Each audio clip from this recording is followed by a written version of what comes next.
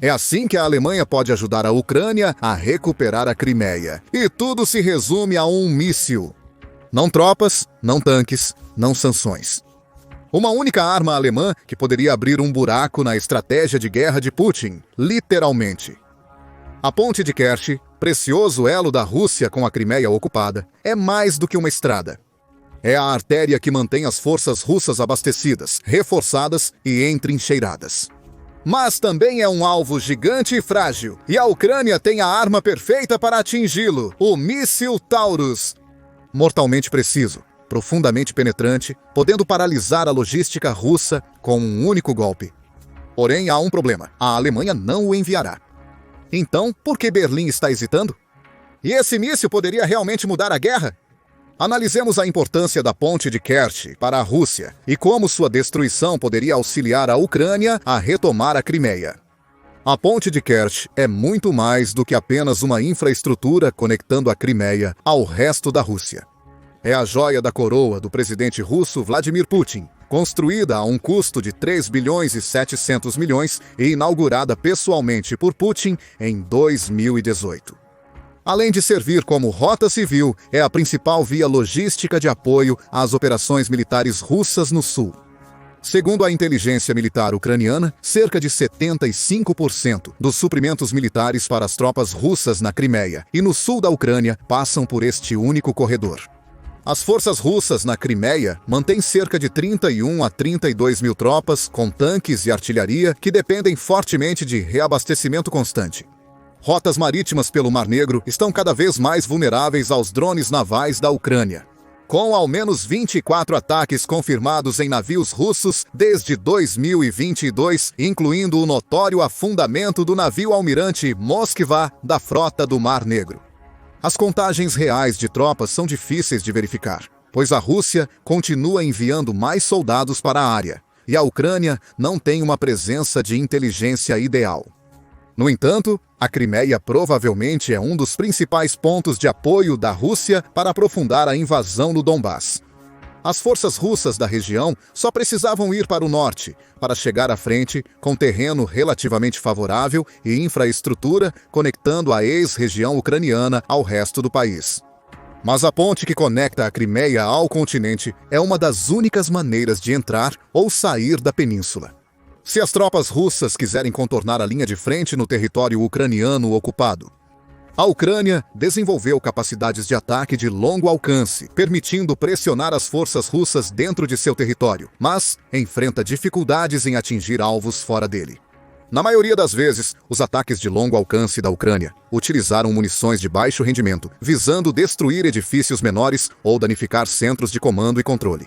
Apesar do exército ter destruído com sucesso depósitos de munições russas, que analisaremos adiante, estes usam vastos armazéns de munições explosivas no destino para aumentar muito o dano.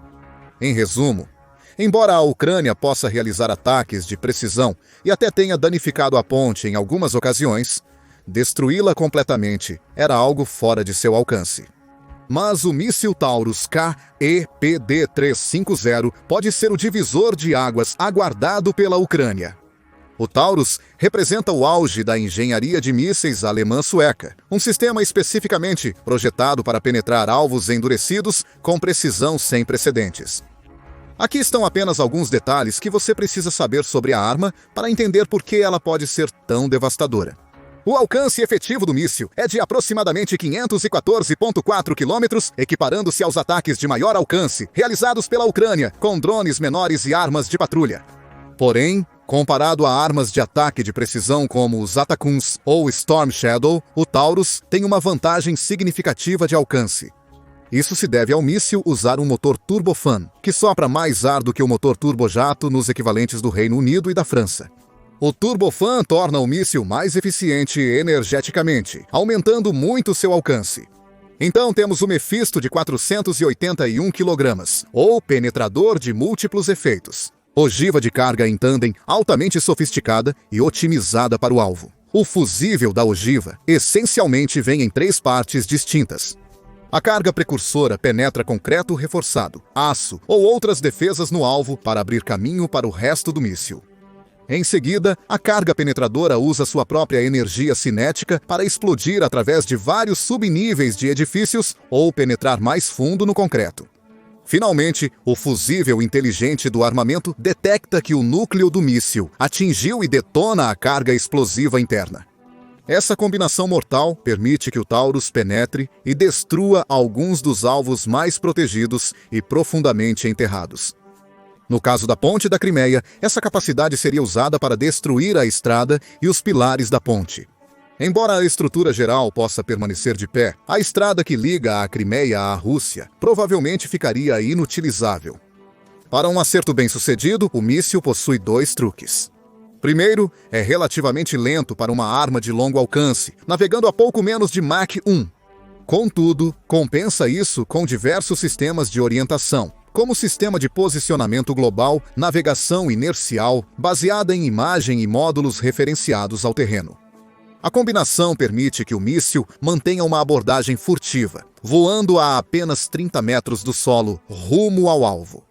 Além disso, o motor turbofan é mais silencioso que os turbojatos, contribuindo para o design furtivo do míssil. Essas características tornam o míssil essencialmente de disparo e esquecimento, minimizando o perigo e risco para a aeronave lançadora. Quando o míssil alcança a reta final de sua trajetória, a poucas milhas de distância, ele sobe antes de mergulhar em direção ao alvo. Esta manobra não visa ganhar velocidade, mas otimizar o ângulo de impacto para maximizar a eficácia da ogiva penetradora. A alta precisão da arma, comprovada em testes, não permite erros. Um erro circular provável, ou código de endereçamento postal de apenas 3 metros. Isso indica que metade dos mísseis atingirá um raio de apenas 3 metros do alvo. Considerando as grandes dimensões da ponte, um acerto é praticamente garantido em circunstâncias normais. Estima-se que cerca de 900 mísseis tenham sido produzidos, incluindo encomendas da Alemanha, Espanha e Coreia do Sul. Estima-se que a Alemanha possua cerca de 600 mísseis Taurus em estoque, porém, apenas metade está operacional no momento. Alguns desses poderiam ser doados para a Ucrânia. Porém, o exército ucraniano precisará superar várias questões para usar a arma, se a receber.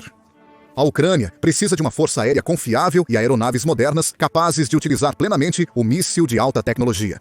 Felizmente, a Força Aérea da Ucrânia passou anos integrando sistemas ocidentais, adaptando até aeronaves mais antigas para usar soluções modernas. Para o desdobramento do Taurus, a Ucrânia tem 2 plataformas principais.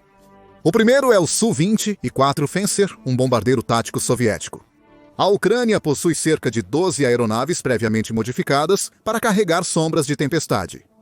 Provavelmente, eles exigiriam trabalho extra de integração para o Taurus.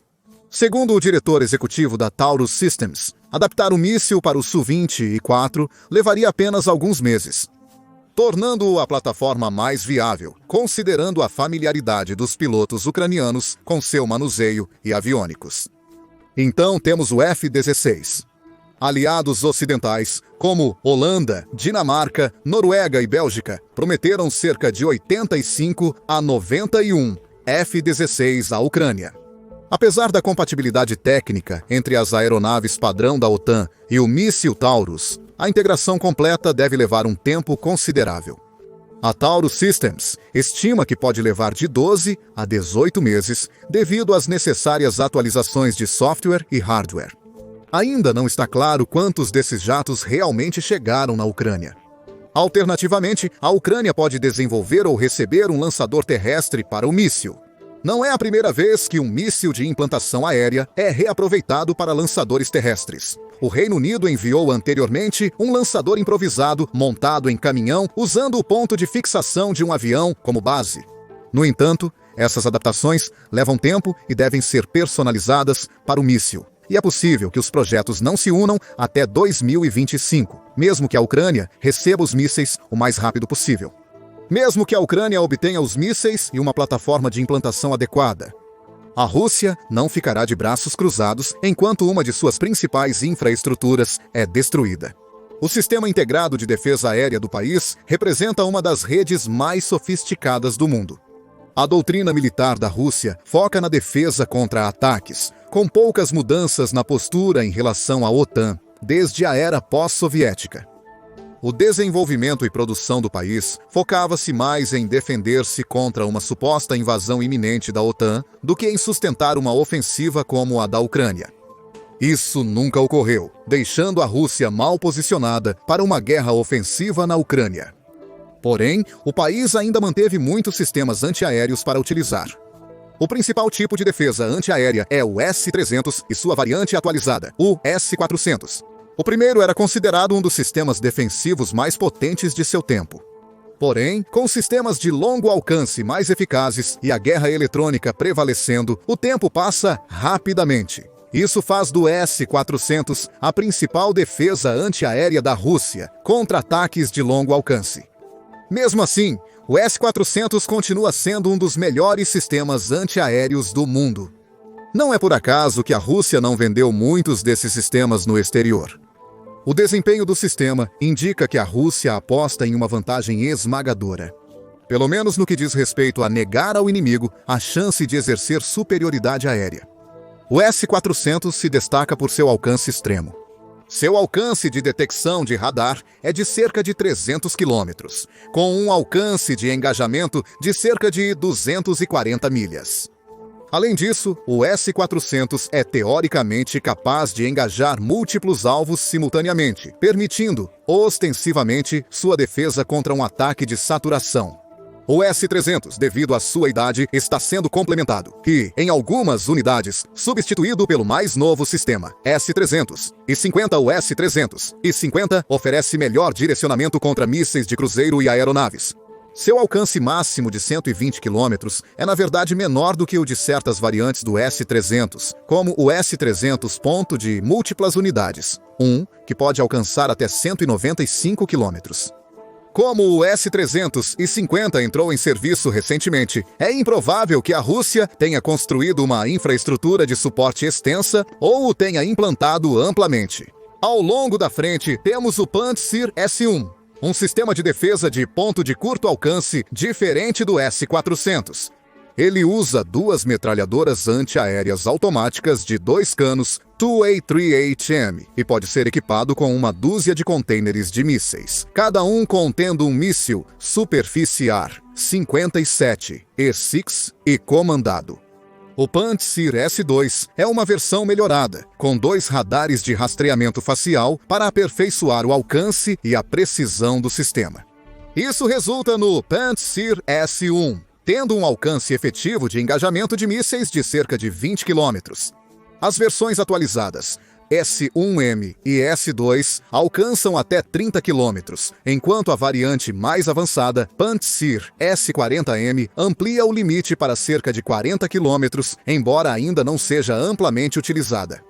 Além disso, a Rússia provavelmente tem capacidades avançadas para interferir no sistema de posicionamento global e nas comunicações tradicionais.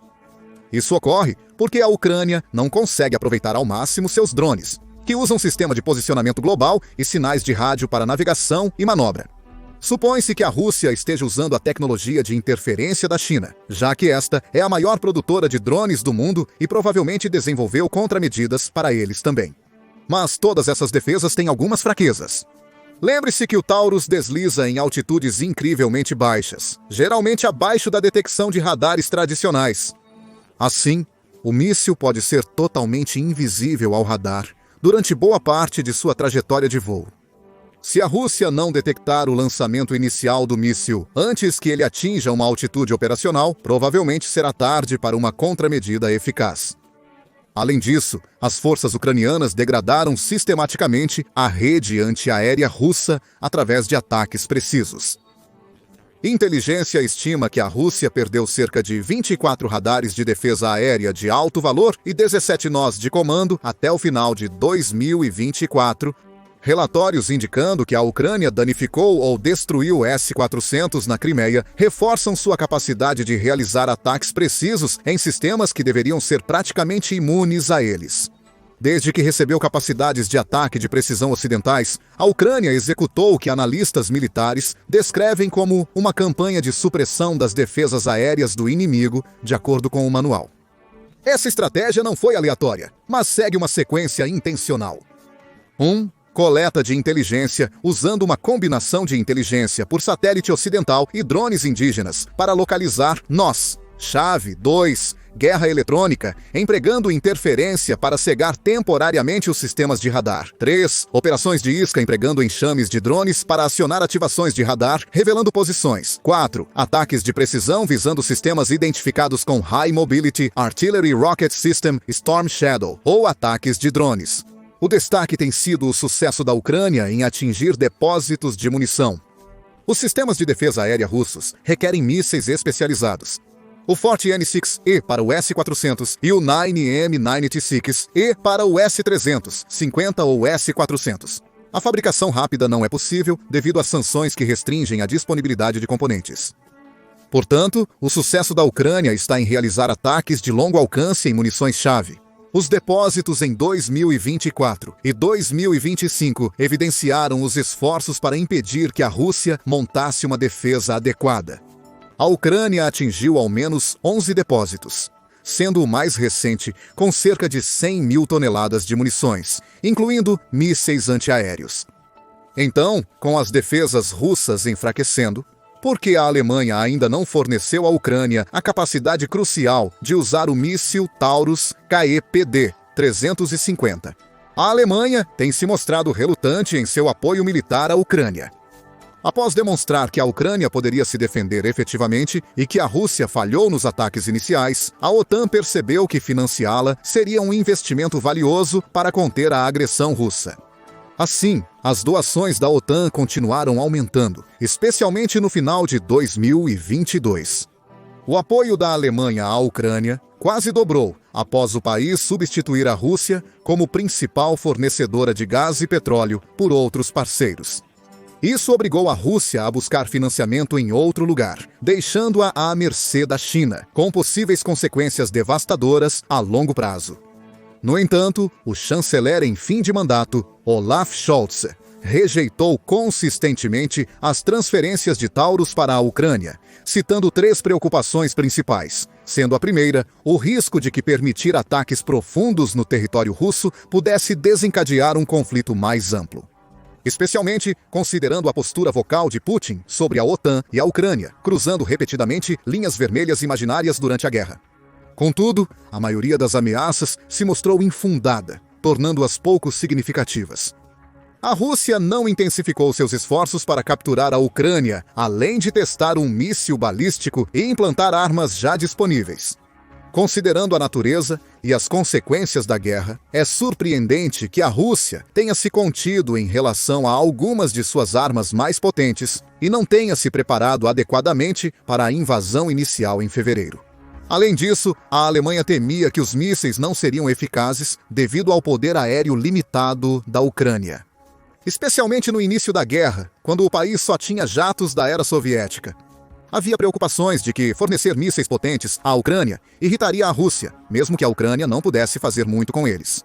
Além disso, até o fim de 2024, a Ucrânia não tinha permissão para usar armas doadas fora de suas fronteiras.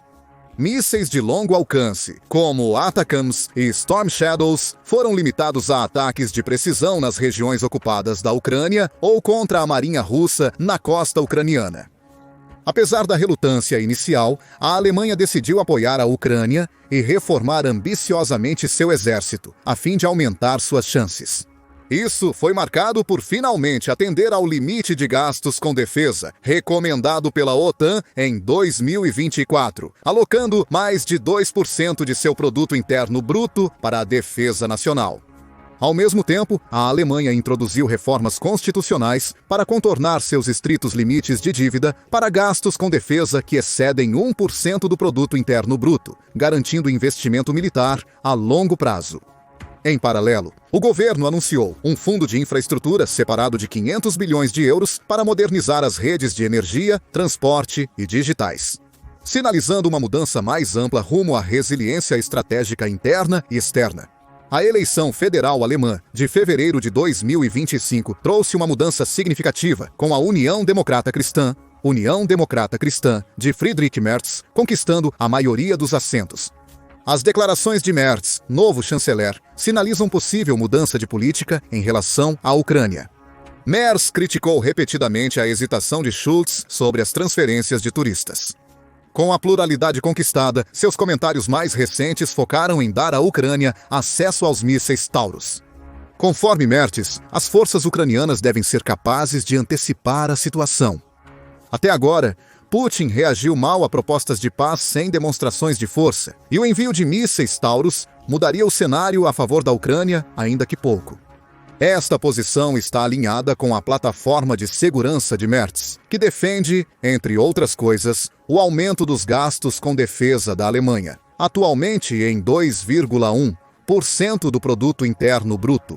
Merz também se mostrou favorável ao fortalecimento da integração da defesa europeia, independente dos Estados Unidos da América, um processo em andamento liderado por Reino Unido e França. Propõe um escudo nuclear baseado em suas capacidades, ao invés das estações dos Estados Unidos da América, na Alemanha, Holanda e Bélgica. Com a Alemanha, a terceira maior economia mundial, adotando uma postura mais assertiva contra a agressão russa, atrás de Estados Unidos da América e China. A Europa pode gerar crescimento econômico no curto e longo prazo para impulsionar suas capacidades de defesa e aumentar as doações para a Ucrânia. Mas os mísseis Taurus poderiam realmente mudar o equilíbrio estratégico na Crimeia? Apesar da importância da região para a guerra e da realocação da frota russa do Mar Negro para evitar ataques ucranianos, a Ucrânia provavelmente ainda mirará a Crimeia, entre outros alvos, para aliviar a pressão russa na linha de frente. A Crimeia é particularmente vulnerável devido à Ponte de Kerch, também conhecida como Ponte da Crimeia. Sem ela, a Rússia teria que usar a infraestrutura ucraniana para transportar tropas na região. Isso os deixaria vulneráveis a ataques ucranianos no Donbass, podendo cortar esse suprimento. Além disso, a Ucrânia fez um trabalho magistral ao neutralizar a marinha russa. A Ucrânia usou drones marítimos para danificar ou afundar navios russos importantes, forçando a frota do Mar Negro a recuar. Originalmente nos portos da Crimeia, esses navios ficaram vulneráveis a ataques de mísseis e drones, forçando a Rússia a realocá-los mais a leste para evitar mais perdas. Vale ressaltar que, teoricamente, a Ucrânia não necessita de mísseis de longo alcance para atacar a ponte, pois está ao alcance de outras munições como ATACMS e Storm Shadows. Contudo, o Taurus traz consigo capacidades destrutivas amplificadas. Até o momento, a Ucrânia apenas danificou a ponte, mas não a deixou inoperante. O uso de mísseis mais avançados pode resolver o problema, o que poderia forçar a Rússia a recuar e tropeçar em suas invasões em curso no sul da Ucrânia. No entanto, não está claro se a Ucrânia realmente causou danos suficientes às instalações russas para impedir a interferência com o plano. A destruição do depósito de munições e baterias S-400 marcou uma mudança significativa a favor dos objetivos de longo prazo da Ucrânia. A Rússia ainda possui uma reserva relativamente saudável de sistemas antiaéreos e mísseis para detê-los. Além disso, a Rússia continuou implantando bombas planadoras repetidamente para pressionar as defesas antiaéreas ucranianas. A Força Aérea Ucraniana, incluindo os novos F-16S e o Mirage 2000S doado pela França, está limitada principalmente a missões defensivas ou ataques aéreos próximos ou dentro do espaço aéreo da Ucrânia. Dado o avanço recente da Ucrânia de uma força aérea obsoleta para jatos doados pela OTAN, é incerto se conseguirá tempo para preparar as aeronaves para os novos mísseis. Contudo, isso dá à Ucrânia uma rara oportunidade. Agora, a decisão sobre a doação depende da política interna alemã. Isso também depende da ampla cooperação da OTAN, pois Merz afirmou que não enviará mísseis sem a aprovação de parceiros vitais, como o Reino Unido e a França. Os Estados Unidos da América também continuam sendo um pouco imprevisíveis, com a administração focando mais internamente do que no apoio à guerra da Ucrânia. A Ucrânia pode ter que provar que consegue continuar a guerra e repelir a Rússia sem o apoio dos Estados Unidos da América por um tempo, aproveitando o que já recebeu até o momento, mesmo em etapas. Por fim, a Ucrânia deverá colocar o plano em prática. Bombardear sua ex-região com mísseis avançados provavelmente não será fácil para o comando ucraniano, pois pode piorar a situação. O que você acha sobre o desenrolar da situação do Taurus nas próximas semanas? Agradeço por assistir e deixe seus comentários.